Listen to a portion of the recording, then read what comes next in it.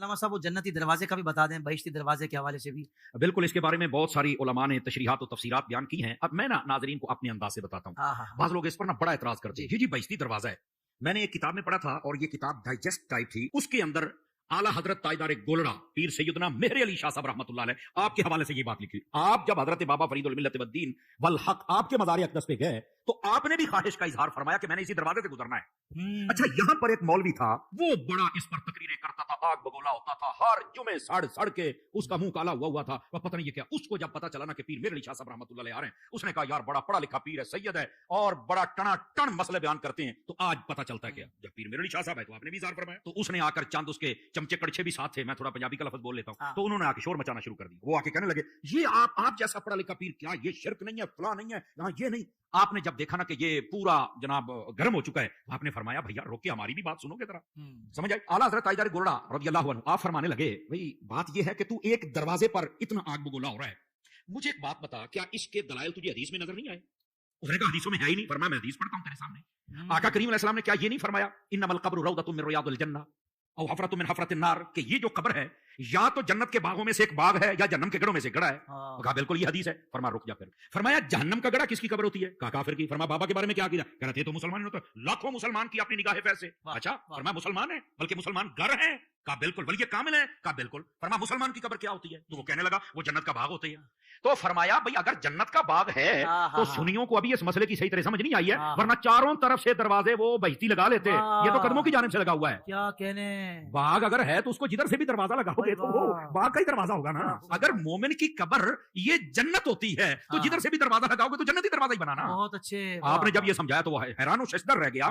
وہ بعض لوگ اپنے آپ کو کہتے ہیں میں اہل قرآن ہوں، میں اہل حدیث ہوں، بڑا کچھ کہہ دیتے ہیں۔ اور اصل بات یہ ہے، میں علامہ اکرام صاحب کی توجہ چاہوں گا، جس طرح آلو بخارے کا آلو سے تعلق نہیں نہ ہوتا، اسی طرح کئی لوگوں کا حدیث سے تعلق نہیں ہوتا، اپنے آپ کو کہہ ضرور لیتے ہیں۔ یہ کون سی بات ہے؟ سمجھ آ رہی ہے میری بات کی؟ یہ جیسے لوگ لکھ لیتے ہیں یونانی دعا خانہ، بھائی یونانی دعا خانہ اس کا یونان سے تعلق ہی نہیں ہے، پرلے درجے کا جاہل بیٹھا ہوا نام کو کیش کر رہا۔ تو اسی طرح کئی لوگوں کا قرآن اور حدیث سے تعلق ہی نہیں ہوتا، ٹائٹل وہ لگا لیتے ہیں۔ یہ آپ کو کس نے اجازت دے دی؟ تاجدار گولڑا نے ایک مسئلے میں بات سمجھا دی۔ میں پھر کہہ رہا ہوں کہ یہ حوالے کا معاملہ اللہ کے سپرد کرتا ہوں، جو میں نے پڑھا تھا مجھے مستحضر ہے، میں نے آپ کو سنا دیا۔ یہ آپ کے قدموں والا دروازہ۔ اور یہاں پر یہ جب سیدی امیر علیہ سنت سے سوال ہوا تو آپ نے بڑا خوبصورت جواب فرمایا یہ ہمارے بزرگوں سے نسل در نسل یہ چلتا رہا ہے، اور یہ منقول بھی ہے، معروف بھی ہے اور معمول بھی ہے۔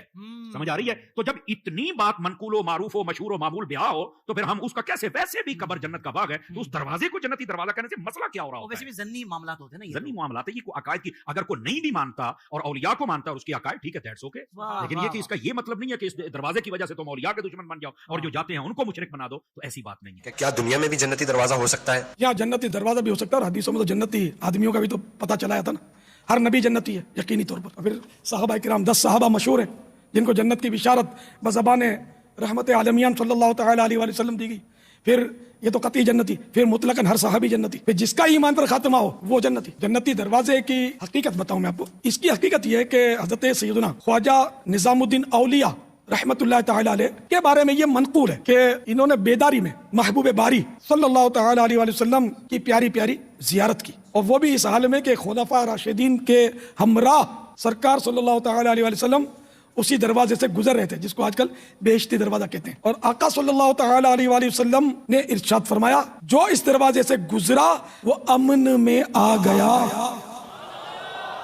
تو اس حکایت کو، اس واقعے کو بے شمار اولیاء کرام رحمہم اللہ السلام نے برقرار رکھا، اور آج تک مسلمان اس کو تسلیم کرتے آ رہے ہیں۔ یہ ہے بہشتی دروازے کی حقیقت۔ میں بہشتی دروازے کی کیا حقیقت ہے؟ بزرگ فرماتے ہیں کہ انہوں نے خواب میں نبی علیہ السلام کو اس دروازے سے گزرتا ہوا دیکھا۔ اچھا، سبحان اللہ۔ تو نبی علیہ السلام نے جب اشرف تھانوی صاحب کے خواب میں آ کے دیوبند مدرسے کی بنیادیں کھینچی تھی تو انہی پاک پتن والوں نے دیوبند مدرسے کو نبی علیہ السلام کا مدرسہ کیوں نہیں باندھ لیا؟ ٹھیک ہے نا، نبی علیہ السلام کو خواب میں دیکھنا یہ نہیں، میرا کلپ ہے خواب میں دیدار مصطفیٰ صلی اللہ علیہ وآلہ وسلم کی حقیقت، لاکھوں لوگ یوٹیوب پہ دیکھ، اس میں نے یہ پوری کی پوری ڈیٹیلز بتائی ہیں۔ بہشتی دروازہ دنیا میں کوئی دروازہ نہیں ہے، خانہ کعبے کا دروازہ بھی بہشتی دروازہ نہیں ہے، ٹھیک ہے۔ ادھر ایک بدماش تھا، وہ کہتا ہے میں کعبے میں 5 دفعہ گیا ہوں اور میں ایسے ایسے کر کے مکے دکھاتا ہوتا تھا۔ بھائی تو کعبے وچ دفن بھی ہو جا، اس کی بنیاد پہ کسی نے بہشتی نہیں ہونا۔ کیوں؟ بقیہ غرقت قبرستان میں 10,000 صحابہ کی قبریں ہیں، اور اسی قبرستان میں عبداللہ ابن ابی منافق کی قبر بھی ہے۔ کیونکہ قانوناً تو وہ مسلمان تھا, نبی علیہ السلام نے اس کا جنازہ پڑھایا ہے, بخاری مسلم میں آتا ہے, اپنا لعاب دہن اس کے منہ میں ڈالا ہے, تو مسلمانوں کے قبرستان میں سے دفن کیا ہے. تو اب کیا جی, وہ چونکہ مدینے میں دفن ہوا, آپ نے جنازہ بھی پڑھا دیا, تو اس کی وجہ سے بخشا جائے گا؟ قرآن نے کہا سب سے نچلے درجے میں ہوگا. نبی کا جنازہ پڑھانا, نبی کا تھوک مبارک, نبی کا کرتا مبارک کوئی نفع نہیں دے سکا. تو تواڈے بستی دے دروازے تے سب بڑھائے بڑھوئے نے اپنے. ہاں, دنیا میں ایک جگہ ہے جسے جنتی ٹکڑا کہا گیا ہے, وہ بخاری اور مسلم میں حدیث ہے, میرے گھر سے لے کے میرے ممبر تک جنت کے ٹکڑوں میں سے ایک ٹکڑا ہے, لیکن اس میں یہ نہیں ہے کہ جو اس میں آ گیا وہ جنتی ہو جائے گا نہ. اگر کوئی کہتا ہے یہ ہے تو ان کو کہیں گے فلانے تواڈے جڑے دوسرے مخالف بزرگ نے ہوتے اتنے گئے ہوئے نے, کہیں گے نہیں وہ تو پاویں جتنے مرضی ٹر جائے نہیں ہوئے گا. تو ان کا تواڈے بھی جتنے مرضی ٹر جان اینج نہیں ہوتا, ٹھیک ہے نا, نہیں ماننے کے لیے تیار نا. ادھر سے جتنے ہمارے سیاسی لیڈر, فوجی لیڈر باقی جاتے ہیں وہ بیٹھے ہی ریاض الجنہ میں ہوتے ہیں, ان کے لیے ریاض الجنہ خالی کرا دیا جاتا ہے. بھائی ادھر چوکڑی مار کے بھی کوئی بیٹھ جائے جنتی تو نہیں ہوگا, وہ جنت کا ٹکڑا ہے. آپ وہاں جائیں, اس پہ امام بخاری نے باب باندھا ہے کہ قبر رسول سے لے کے ممبر رسول جنت کا ٹکڑا ہے. نبی علیہ السلام کی قبر مبارک, حضرت ابو بکر عمر کی قبریں, یہ جنت کے ٹکڑوں میں سے ایک ٹکڑا ہے, زمین کے اوپر جنت کا ایک ٹکڑا ہے. لیکن اس کے اندر داخل ہونے سے کوئی جنت میں نہیں داخل ہو جائے گا. احمد بریلوی صاحب نے ایک شعر لکھا ہے, جنت میں آ کر نار میں جاتا نہیں کوئی. انہوں نے اسی کے اوپر شعر کیا. وہ جب وہ جنت البقی اس میں بیٹھے نا ریاض الجنہ میں, تو انہوں نے کہا کہ جب حدیثوں میں ہم نے سنا جو ایک دفعہ جنت میں چلا جائے گا دوبارہ دوزخ میں نہیں جائے گا. تو انہوں نے کہا یا اللہ میں ایک بار جنت میں آ گیا ہوں نا, تو اب میں امید کرتا ہوں کہ میں دوزخ میں نہیں جاؤں گا. تو یہ شعروں تک تو بات ٹھیک ہے, ورنہ تواڈے سیاسی لیڈر جنہوں تسی انہی گالاں کڈ دیو دل وچ, وہ تو سارے ادھر جاتے ہیں. وہ تو کعبے کے دروازے ان کے لیے کھلتے ہیں, تو قبر رسول کے لیے ان کو بھی اندر لے کے جایا جاتا ہے. کہتے ہیں نہیں وہ نہیں جان گے, تسی بھی نہیں جاؤ گے بھائی, کوئی بھی نہیں جائے گا. اس طریقے سے کوئی جنت دوزخ کا فیصلہ نہیں. ٹھیک ہو گیا جی.